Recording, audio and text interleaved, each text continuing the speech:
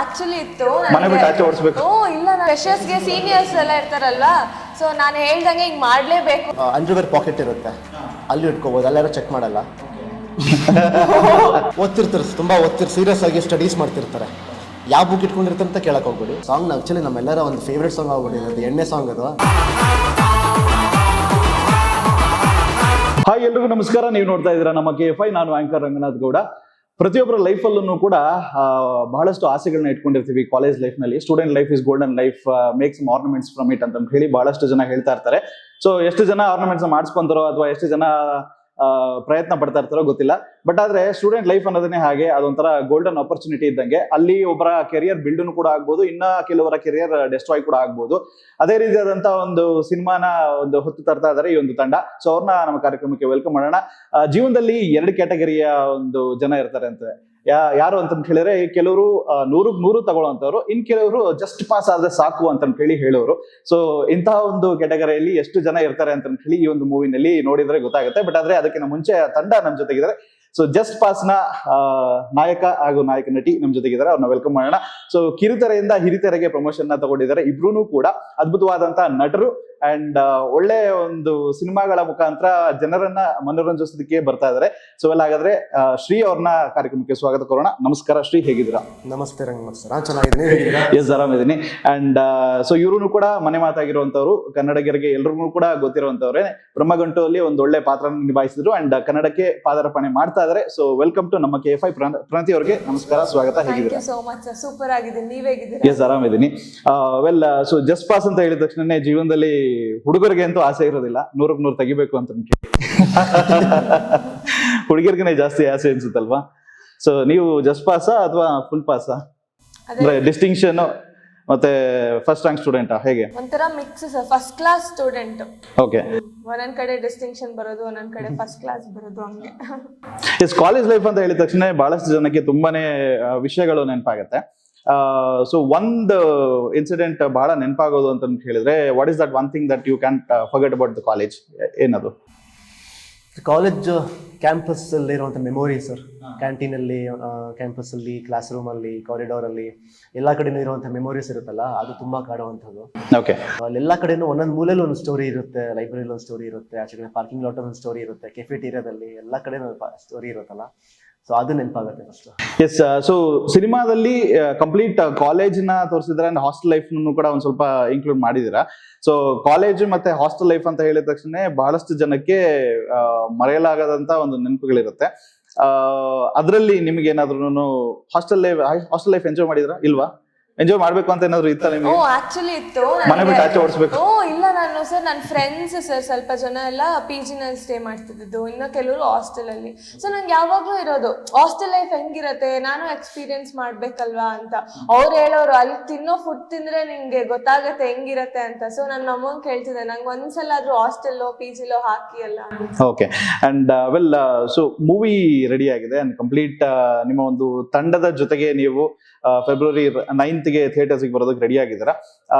ಎಲ್ಲೋ ಒಂದು ಕಡೆ ಹೊಸಬರ ತಂಡ ಅಂತಾನೆ ಹೇಳ್ಬೋದು. ಅಂಡ್ ನೀವು ಆಲ್ಮೋಸ್ಟ್ ತುಂಬಾ ಜನಕ್ಕೆ ಗೊತ್ತಿದ್ದೀರಾ. ಬಟ್ ಮಾಡಿರುವಂತಹ ಹಲವು ಕಲಾವಿದರು ಏನಿದ್ದಾರೆ ಅವರೆಲ್ಲರೂ ಕೂಡ ಮ್ಯಾಕ್ಸಿಮಮ್ ಹೊಸಬರೇನೇ ಇದ್ದಾರೆ ಸರ್. ಹೊಸಬರ ಒಂದು ತಂಡ, ಹೊಸಬರ ಒಂದು ಪ್ರಯತ್ನ ಅಂತ ಹೇಳಿದ ತಕ್ಷಣನೇ ಕನ್ನಡ ಇಂಡಸ್ಟ್ರಿನಲ್ಲಿ ಹೇಗೆ ರಿಸೀವ್ ಮಾಡ್ಕೊಂತಾ ಇದ್ದಾರೆ? ಟ್ರೈಲರ್ ಮತ್ತೆ ಟೀಸರ್ ನ ಒಂದು ರೆಸ್ಪಾನ್ಸ್ ಹೇಗೆ ಬರ್ತಾ ಇದೆ ನಿಮ್ಗೆ? ನಮ್ಮಲ್ಲಿ ಹೊಸಬ್ರು ಇದ್ದಾರೆ ಸರ್, ಮತ್ತೆ ತುಂಬಾ ಲೆಜೆಂಡ್ಸ್ ಕೂಡ ಇದ್ದಾರೆ ಈ ಸಿನಿಮಾದಲ್ಲಿ. ಸೊ ಜನ ಹೇಗೆ ರಿಸೀವ್ ಮಾಡ್ತಿದ್ದಾರೆ ಅಂದರೆ, ಅವರು ಐ ಥಿಂಕ್ ತುಂಬ ಬುದ್ಧಿವಂತರು. ಯಾವಾಗಿಂದನೂ ಜನ ಪ್ರತಿಯೊಂದು ಸಿನಿಮಾದಲ್ಲೂ ಅಷ್ಟೇ ಹೊಸಬ್ರು ಹಳಬ್ರು ಜೊತೆಗೆ ನಮ್ಮಲ್ಲಿ ಕತೆ ಎಷ್ಟು ಸ್ಟ್ರಾಂಗ್ ಆಗಿದೆ, ಅದು ಸೊಸೈಟಿಗೆ ಯಾವ ಥರ ಇಂಪ್ಯಾಕ್ಟ್ ಮಾಡ್ತಿದೆ, ಅದರಲ್ಲಿ ಎಂಟರ್ಟೈನ್ಮೆಂಟ್ ಫ್ಯಾಕ್ಟರ್ ಎಷ್ಟಿದೆ, ಸಾಂಗ್ಸ್ ಹೇಗಿದೆ, ಪ್ರತಿಯೊಂದನ್ನು ಅವ್ರು ನೋಡ್ಬೇಕಾದ್ರೆ ಸರ್ ಎಲ್ಲಾದ್ರೂ ಈಕ್ವಲ್ ಆಗಿ ರಿಸೀವ್ ಮಾಡ್ತಾರೆ. ಏನಂದ್ರೆ ಸ್ಟಾರ್ಸ್ ಇನ್ನೂ ಸ್ವಲ್ಪ ಬೇಗ ರೀಚ್ ಆಗುತ್ತೆ, ಹೊಸಬ್ರು ಸ್ವಲ್ಪ ಟೈಮ್ ತಗೊಳ್ತಾ ಬಟ್ ರೀಚ್ ಆಗೇ ಆಗುತ್ತೆ. ಒಂದ್ಸಲ ರೀಚ್ ಆದ್ಮೇಲೆ ಹೊಸಬ್ರು ಹಳಬ್ರು ಏನು ನೋಡಲ್ಲ.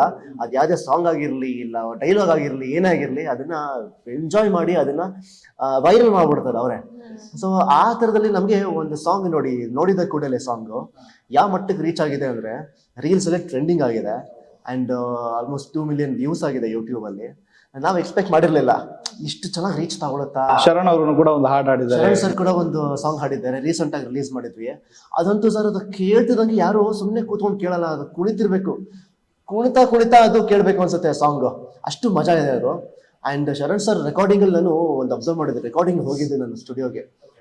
ಸರ್ ಒಬ್ಬ ಆಕ್ಟರು ಎಷ್ಟು ಇಂಪ್ರೂವೈಸ್ ಮಾಡ್ತಾನೆ ಅದನ್ನ ಆಕ್ಟ್ ಮಾಡ್ಬೇಕಾದ್ರೆ, ಒಬ್ಬ ಸಿಂಗರು ಆಕ್ಟರ್ ಶರಣ್ ಸರ್ ಅಷ್ಟೊಂದೆಲ್ಲ ಇಂಪ್ರೂವೈಸೇಷನ್, ಮಧ್ಯದಲ್ಲಿ ಈ ಲೈನ್ ಹೇಳ್ಬೋದಾ, ಅಲ್ಲೊಂದು ಚಿಕ್ಕ ಗ್ಯಾಪ್ ತಗೊಂಡು ಈ ತರ ಮಾಡ್ಯುಲೇಷನ್ ಮಾಡ್ಬೋದಾ. ಸರ್ ಲಿಟ್ರಲಿ ನಾನು ಅವತ್ತು ಶರಣ್ ಸರ್ ಇಷ್ಟೊಂದು ಚೆನ್ನಾಗಿ ಹಾಡೋ ಟೈಮಲ್ಲಿ ಇಷ್ಟೊಂದೆಲ್ಲ ಮಾಡ್ಕೋತಾರ ಇದು ಇಂಪ್ರೂವೈಸೇಷನ್ ಅಂತ ನನ್ಗೆ ಗೊತ್ತಾಗಿರೋದು. ಸೊ ಅದು ಸಖತ್ ಖುಷಿ ತಂದ್ಕೊಡ್ತು. ಆ ಸಾಂಗ್ ಆಕ್ಚುಲಿ ನಮ್ಮೆಲ್ಲರ ಒಂದು ಫೇವ್ರೆಟ್ ಸಾಂಗ್ ಆಗ್ಬಿಟ್ಟಿದೆ, ಅದು ಎಣ್ಣೆ ಸಾಂಗ್, ಅದು ಸಖತ್ ಇಷ್ಟ ಆಗಿದೆ.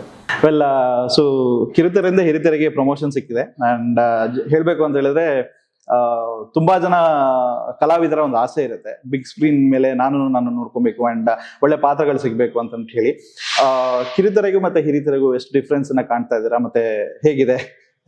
ತುಂಬಾ ಡಿಫ್ರೆನ್ಸ್ ಇದೆ ಸರ್. ಅಫ್ಕೋರ್ಸ್ ಅಂದ್ರೆ ಇವಾಗ ನಾವು ಸೀರಿಯಲ್ ಅಲ್ಲಿ ಮಾಡ್ಬೇಕಾದ್ರೆ ಲಾಂಗ್ ರನ್ ಅಲ್ಲಿ ಒಂದು 4 ವರ್ಷ 5 ವರ್ಷ ಒಂದೇ ಟೀಮ್ ಜೊತೆಗೆ ವರ್ಕ್ ಮಾಡ್ತೀವಿ. ಅಂಡ್ ಆಲ್ಸೋ ಒಂದು ದಿನದಲ್ಲೇ ನಮಗೆ ಒಂದು 10 ಸೀನ್ಸು ಬ್ಯಾಕ್ ಟು ಬ್ಯಾಕ್ ಹಂಗೆ ರೋಲ್ ಆಗೋಗುತ್ತೆ. ಬಟ್ ಇಲ್ಲಿ ನಾವು ಮೂವಿಲಿ ಅಂತ ಬಂದಾಗ ಒಂದೊಂದು ಸೀನಿಗೂ ಒಂದೊಂದು ರಿಯಾಕ್ಷನ್, ಒಂದು ಸೀನನ್ನೇ ನಾವು ಫುಲ್ ಡೇ ಮಾಡಿರ್ತೀವಿ, ಅದೇ ಇಂಪಾರ್ಟೆನ್ಸ್ ಆಫ್ ಸೀನ್. ಬಟ್ ಅದೇ ಸೀರಿಯಲ್ ಅಲ್ಲ ಹಂಗಲ್ಲ, ಒಂದು 10 ಸೀನ್ ದಿನಪೂರ್ತಿ ಮುಗಿಸ್ಬಿಟ್ಟಿರ್ತೀವಿ. ಸೊ ಅದೊಂದು ಮೇಜರ್ ಡಿಫ್ರೆನ್ಸ್. ನಾನು ಅದನ್ನ ಹೌದು ಇಲ್ಲಿ ಒನ್ ಡೇ, ಇನ್ಫ್ಯಾಕ್ಟ್ ಒಂದೊಂದ್ಸಲ ಹಾಫ್ ಸೀನ್ ಕೂಡ ಫುಲ್ ಡೇನು ಶೂಟ್ ಮಾಡಿದೀವಿ. ಓಕೆ, ಸೊ ಇಬ್ರು ಸೀರಿಯಲ್ ಬ್ಯಾಕ್ ಗ್ರೌಂಡ್ ಇಂದ ಬಂದಿರೋದ್ರಿಂದ ಏನಾದ್ರು ಸೆಟ್ ಅಲ್ಲಿ ಡಿಸ್ಕಷನ್ಸ್ ನಡೀತಾ ಇರ್ತದೆ. And also to add on sir, same production house. Okay, yes. So ಝೀನಲ್ಲಿ ಲಾಂಚ್ ಆಗಿದ್ದು ಬಂದಿದ್ದು, ಹೌದು. ಅದು ಡಿಸ್ಕಷನ್ ನಡೀತಿತ್ತು. ಅಫ್ಕೋರ್ಸ್ ಇವ್ರಿಗೂ ಕೂಡ ಫಸ್ಟ್ ಟೈಮ್ ಮೂವಿ ಮಾಡ್ತಿರೋದ್ರಿಂದ ಇವರಿಗೆ ಚೇಂಜಸ್ ಅವೆಲ್ಲ ನೋಡ್ತಿದ್ರಲ್ಲ, ಎಷ್ಟು ಟೈಮ್ ತಗೊಳುತ್ತೆ ಲೈಟಿಂಗ್ ಮಾಡೋಕ್ಕೆಲ್ಲ, ಎಷ್ಟು ಟೈಮ್ ತಗೊಳುತ್ತಾ ಅಂತೆಲ್ಲ ಕೇಳ್ತಿದ್ರು. ಓಕೆ, ಸೊ ಒಂದು ರ್ಯಾಪಿಡ್ ಫೈರ್ ಆಡೋಣ, ಬೆಂಕಿ ಹಚ್ಬಿಡೋಣ. ಸೊ ಓಕೆನಾ? ಸೊ ಬೆಂಕಿ ಹಚ್ಚೋದ್ರಲ್ಲಿ ಒಂದು ನಾವು ಕೆಂಡ ಮಾತ್ರ ಹಾಕ್ತಿವಿ, ಬೆಂಕಿ ಯಾರು ಹಚ್ಕೊಂತೀರ ಗೊತ್ತಿಲ್ಲ. ಅಂದ್ರೆ ಲೈಕ್ ರ್ಯಾಪಿಡ್ ಫೈರ್ ಅಂದ್ರೆ ಜಸ್ಟ್ ನಾರ್ಮಲ್ ಆಗಿ ನಿಮ್ಗೆ ನಾನು ಕೇಳೋಂಥ ಪ್ರಶ್ನೆಗೆ ಪಟ ಅಂತ ಆನ್ಸರ್ಗಳು ಬಂದ್ರೆ ಓಕೆ, ಶುರು ಮಾಡೋಣ. ಇಬ್ರಿಗೂ ಕೂಡ ಒಳ್ಳೆ. ಸೊ ಸ್ಟಾರ್ಟಿಂಗ್ ಏನೋ ಬೆಂಕಿ ಹಚ್ಬಿಟ್ಟು ಆಮೇಲಿಂದ ನೀರು ಹಾಕೋದು. ಓಕೆ, ಸೊ ಇವಾಗ ಶುರು ಮಾಡೋದಾದ್ರೆ, ಕಾಲೇಜ್ ಲೈಫ್ ನಲ್ಲಿ ರ್ಯಾಗಿಂಗ್ ಮಾಡೋದಕ್ಕೆ ಬಳಸುವಂತ 3 ವಿಷಯಗಳು ಯಾವ್ದಾದ್ರು? ವಿಷಯಗಳ ಅದೇ ಹೋಗ್ಬಿಟ್ಟು ಯಾರಾದ್ರೂ ಲೆಕ್ಚರರ್ ತಲೆ ಮೇಲೆ ನೋಡ್ಬಿಟ್ಟು ಬಾ ಅಂತ ಹೇಳೋದು, ಇಲ್ಲ ಅಂದ್ರೆ ಹುಡುಗಿಗೆ ರೋಸ್ ಕೊಟ್ಬಿಟ್ಟು ಪ್ರಪೋಸ್ ಮಾಡು ಅಂತ ಹೇಳೋದು, ಇಲ್ಲ ಅಂದ್ರೆ ಸ್ಟ್ರಿಕ್ಟ್ ಮಾಡಕ್ ಹೇಳೋದು. ಓಕೆ, ನೀವು ಹೇಳ್ಬೇಕಂದ್ರೆ? ಇವಾಗ ಹೋಗಿ ಹುಡುಗಿನ ಮಾತಾಡ್ಸು ಅಂತ ಹೇಳೋದು ಒಂದು, ಆಮೇಲೆ ಸುಮ್ಮನೆ ಬಾಡಿ ಶೇಮಿಂಗ್ ಮಾಡೋದು, ರ್ಯಾಗಿಂಗು. ಫ್ರೆಶರ್ಸ್ಗೆ ಅದೇ ಫ್ರೆಶರ್ಸ್ ಸೀನಿಯರ್ಸ್ ಎಲ್ಲ ಇರ್ತಾರಲ್ಲ, ಸೊ ನಾನು ಹೇಳ್ದಂಗೆ ಹಿಂಗ್ ಮಾಡ್ಲೇಬೇಕು ಅಂತ ಕೆಲವೊಂದು ವಿಷಯಗಳನ್ನ ಹೇಳೋದು. ಡ್ಯಾನ್ಸ್ ಮಾಡಿಸೋದು. ಡ್ಯಾನ್ಸ್ ಮಾಡಿಸೋದು. Okay, and night time hostel ನಲ್ಲಿ ಲೇಟ್ ಆಗಿ ಲೈಟ್ ಆಫ್ ಆಗೋದು ಯಾಕೆ? ಹುಡುಗರ ಹಾಸ್ಟೆಲ್ ಓದ್ತಿರ್ತಾರೆ, ತುಂಬಾ ಸೀರಿಯಸ್ ಆಗಿ ಸ್ಟಡೀಸ್ ಮಾಡ್ತಿರ್ತಾರೆ. ಯಾವ ಬುಕ್ ಇಟ್ಕೊಂಡಿರ್ತಾರೆ ಅಂತ ಕೇಳಕ್ ಹೋಗ್ಬೇಡಿ, ಸ್ಟಡೀಸ್ ಮಾಡ್ತಿರ್ತಾರೆ. ಗರ್ಲ್ಸ್ ಹಾಸ್ಟೆಲ್ ಅಲ್ಲಿ ಎಷ್ಟು ಲೈಟ್ ಆಫ್ ಆಗುತ್ತೆ ಅಂತ ನಿಮ್ಗೆ ಏನಾದ್ರು idea about hostel life? But ನಮ್ಮ ಮೂವಿ ಪ್ರಕಾರ ನೋಡಿದ್ರೆ ತುಂಬಾ ಲೇಟ್ ಆಗಿ ಆಫ್ ಆಗುತ್ತೆ. ಅಂಡ್ ಇದು ಹುಡುಗರು ಕೇಳಿದ್ರೆ ತುಂಬಾ ಚೆನ್ನಾಗಿ ಐಡಿಯಾ ಇರುತ್ತೆ. ಕಾಲೇಜ್ ನಲ್ಲಿ ಎಕ್ಸಾಮ್ಗೆ ಕಾಪಿ ಹೊಡಿಬೇಕು ಅಂತ ಕೇಳಿದ್ರೆ ಚಿಟ್ಗಳನ್ನ ಎಲ್ಲಿ ಇಟ್ಕೊಂಡು ಹೋಗ್ಬೋದು? ಅದೇ ಇದಲ್ಲಿ, ಆಮೇಲೆ ಕಫಲ್ಲಿ ಮಾಡ್ಕೊಳ್ಳೋದು, ಆಮೇಲೆ ಬೆಲ್ಟ್ ಸಂದಿಲ್ ಇಟ್ಕೋಬಹುದು. ಹೌದು. ಆಮೇಲೆ ಆಕ್ಚುಲಿ ಅಂಡರ್ವೇರ್ ಪಾಕೆಟ್ ಇರುತ್ತೆ, ಅಲ್ಲಿ ಇಟ್ಕೋಬಹುದು, ಅಲ್ಲಾರು ಚೆಕ್ ಮಾಡಲ್ಲ. ಇಲ್ಲ ಆ ಥರದ್ದೆಲ್ಲ ಇದೆ, ನಾವು ಮಾಡಿದ್ವಿ. ಅದಿರುತ್ತೆ. ಸಾಕ್ಸ್ ಅಲ್ಲಿ ಇಟ್ಕೋಬಹುದು. ಸರ್ ಆಕ್ಚುಲಿ ನಮಗೆ ಏನ್ ಮಾಡೋರು ಗೊತ್ತಾ ಸರ್, ಸಾಕ್ಸ್ ಶೂಸ್ ಎಲ್ಲ ಬಿಚ್ಬಿಟ್ಟು ಹೋಗ್ಬೇಕಿತ್ತು ಎಕ್ಸಾಮಿಗೆ ಹೋಗೋಕ್ಕಿಂತ ಮುಂಚೆ. ಸೊ ಚಿಪ್ಸ್ ಅಂತೂ ಕಷ್ಟ ಆಗೋದು, ಬಟ್ ಹೆಂಗೋ ಕಾಪಿ ಅಂತೂ ಮಾಡಿರ್ತಿದ್ವಿ. ಓಕೆ, ಅಂಡ್ ಇವಾಗ ಕೆಲವೊಂದು ಪ್ರಶ್ನೆಗಳಿದೆ, ಅದಕ್ಕೆ ಉತ್ತರ ಕೊಡ್ತೀರಾ ಅಂತ ನೋಡೋಣ. ತಲೆಗೆ ತುಂಬಾನೇ ಇಂಪಾರ್ಟೆನ್ಸ್ ಕೊಡುವಂತಹ ಒಂದು ಆಫೀಸ್ ಯಾವುದು? ತಲೆಗೆ ತುಂಬಾ ಇಂಪಾರ್ಟೆನ್ಸ್ ಕೊಡೋ ತಲೆಗೆ ಇಂಪಾರ್ಟೆನ್ಸ್ ಕೊಡುವಂತ ಒಂದು ಆಫೀಸ್ ಯಾವುದು? Head office. Head office, correct, right answer. And ತಲೆ ಕೆಳಗೆ ಮಾಡಿ ನಿಂತ್ರೆ ಇದು ಬೆಳೀತಾ ಹೋಗುತ್ತೆ, ಏನಾಗಿರ್ಬೋದು ಹೇಳಿ? ತಲೆ ಕೆಳಗೆ ಮಾಡಿ ನಿಂತ್ರೆ ಅದ್ರ ವ್ಯಾಲ್ಯೂ ಜಾಸ್ತಿ ಆಗುತ್ತೆ. ಅದ್ರ ವ್ಯಾಲ್ಯೂ ಜಾಸ್ತಿ? ಹೌದು. ಗೊತ್ತಿಲ್ವಾ? ಓಕೆ, ಇಟ್ ಇಸ್ 6 ನ ಉಲ್ಟಾ ಮಾಡಿದ್ರೆ 9 ಆಗುತ್ತೆ, ವ್ಯಾಲ್ಯೂ ಜಾಸ್ತಿ ಆಗುತ್ತೆ. ತಲೆ ಮೇಲೆ ಕಾಲಿಟ್ಟು ನಡೆಯುವಂತಹ ಪ್ರಾಣಿ ಯಾವುದು? ಗೂಬೆ. ತಲೆ ಮೇಲೆ ಕಾಲಿಟ್ಟು ನಡೆಯೋ ತಲೆ ಮೇಲೆ ಪ್ರಾಣಿ. ಕಾಲಿಟ್ಟು ನಡೆಯೋ ಪ್ರಾಣಿನ? ಹಾ ಹೌದು. ತಲೆ ಕೂಡ ಬಿಡುವಂತ ಪ್ರಶ್ನೆ ಇದು. ತಲೆ ಮೇಲೆ ಕಾಲಿಟ್ಟು ನಡೆಯೋ ಪ್ರಾಣಿ ಯಾವುದು? ತಲೆ ಮೇಲೆ ಯೂಶುವಲ್ ಆಗಿ ಏನ್ ನಡೆಯುತ್ತೆ? ಏನ್ ನಡೆಯುತ್ತೆ?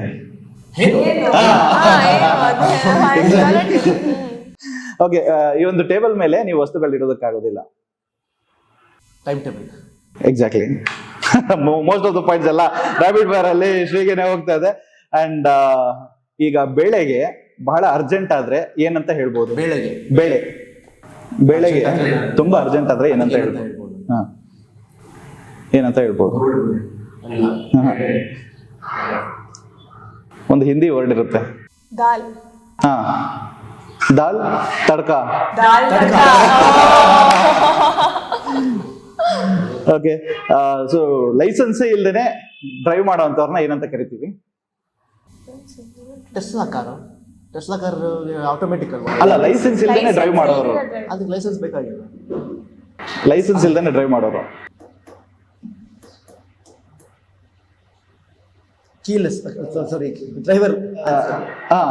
ಹತ್ರದಲ್ಲಿ ಇಲ್ಲ, ಸ್ಕ್ರೂ ಡ್ರೈವರ್. Screw driver.